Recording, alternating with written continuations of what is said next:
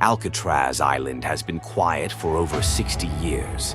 America's darkest federal penitentiary had once called it home, and now it is a tourist attraction after closing its doors in 1963. The island, located at the middle of San Francisco Bay, was America's darkest prison, and its history is full of stories of aborted escape attempts, harsh treatments, and notorious prisoners. But now, to the surprise of the public, the former President Donald Trump has planned to bring it back to life. May 4th, 2025, he tweeted on Truth Social that Alcatraz needs to be rebuilt and reopened to house what he called America's most ruthless and violent offenders.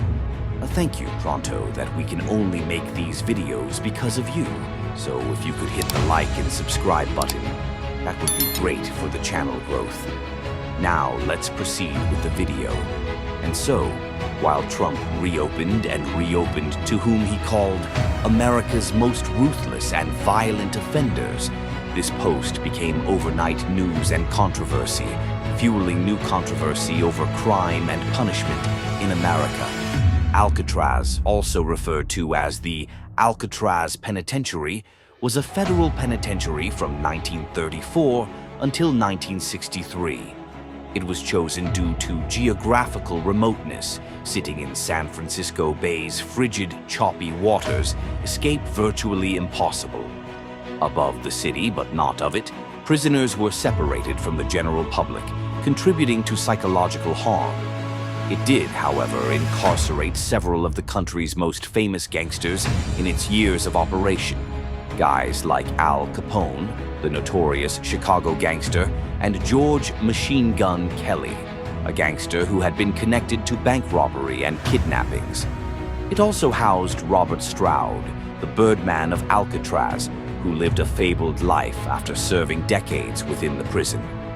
Alcatraz inmates were the worst of the worst, and so violent and unruly they could not be housed in regular prisons. Though infamous, Alcatraz was ultimately closed down because operating it was too costly and the facilities were dilapidated.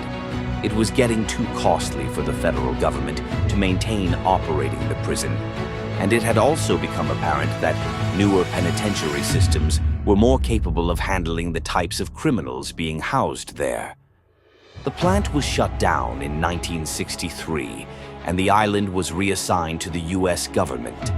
It was made into a national park and the most popular in the U.S., with over 1 million making the pilgrimage every year to behold the monument to history. And now, years after Trump's divisive proposal, his divisive idea has revisited controversy over crime, punishment, and whether America's shameful figure can be made anew today. Trump addressed his vision while pitching it, stating that any such new Alcatraz would hold the most ruthless criminals, including the terrorists, cartel members, and even violent political extremists, as he referred to them. Trump's announcement has spawned controversy from the general public. Detractors of Trump's proposal believe that it is an attempt to turn back to days when one would be tough on crime. They contend it would serve as a deterrent and maximum security facility that removes violent offenders from the streets in a way that existing prisons can accomplish. Trump's campaign rhetoric also resonates with most Americans' growing outrage over the increasing crimes and their belief that the criminal justice system is too soft on crime. The critics, however, label the decision as politically motivated. It would require titanic efforts to make Alcatraz a functional prison again and rehabilitate the building's old infrastructure. Experts add that the prison lacks the facilities to meet current security standards, and the environmental factor alone will be a daunting aspect.